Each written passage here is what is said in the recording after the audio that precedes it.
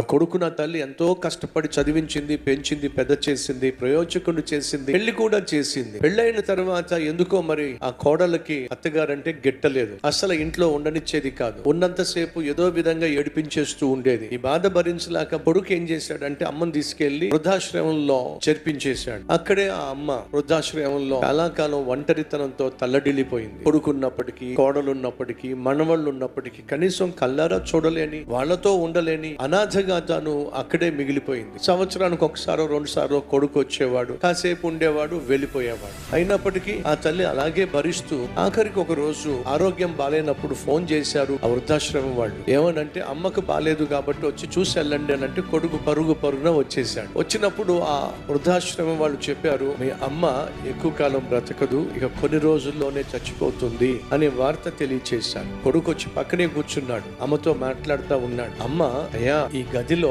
నేను బాత్రూమ్కి వెళ్ళేటప్పుడు నడుచుకుంటూ వెళ్ళడానికి స్టాండ్ లాంటిది సపోర్ట్ ఒకటి పెట్టరా, అంతేకాదు సార్లు బాగా చలేసినప్పుడు ఇక్కడ పల్చని దుప్పటిచ్చారు, కప్పుకోవడానికి రగ్గు కూడా లేదు, చలికి తట్టుకోలేక వణిగిపోతూ ఉంటాను, మంచి రగ్గు పెట్టరా, ఇక్కడ నేను వాళ్ళు పెట్టింది తినాలి, కొన్నిసార్లు వాళ్ళు అనుకున్న సమయంలో నేను లేవలేను, లేచిన తర్వాత వాళ్ళు పెట్టిన ఆహారం ఏమో చల్లబడిపోతా ఉంది, చిన్న మైక్రోవేవ్ ఉన్నట్లయితే మైక్రోవేవ్ లో వాళ్ళు పెట్టిన ఆహారాన్ని వేడి చేసుకుని తినడానికి ఉపయోగం ఉంటుంది, ఒక మైక్రోవేవ్ అన్నా పెట్టిస్తే బాగుంటుంది అని చెప్తూ ఉంటే ఆ కొడుకు అంటున్నాడు, అమ్మా నీ ఆరోగ్యం బాలేదని, రేపో మాపో నువ్వు కన్ను మూస్తావని నేను వచ్చినప్పుడు వాళ్ళు చెప్తున్నారు, రేపో మాపో పోయేదానికి ఇవన్నీ అవసరమా అమ్మా అని అంటే ఆ తల్లి అంటుంది, ఒరే ఇవన్నీ పెట్టమంటుంది నా కోసం కాదురా, నేను వెళ్ళిపోయిన తర్వాత కొంతకాలానికి నిన్ను కూడా ఇక్కడే చేరుస్తారు కదరా నీ పిల్లలు, నువ్వు నాలా సఫర్ కాకూడదని నేను నీ గురించి ఆలోచిస్తున్నాను రా. తల్లి చనిపోతూ కూడా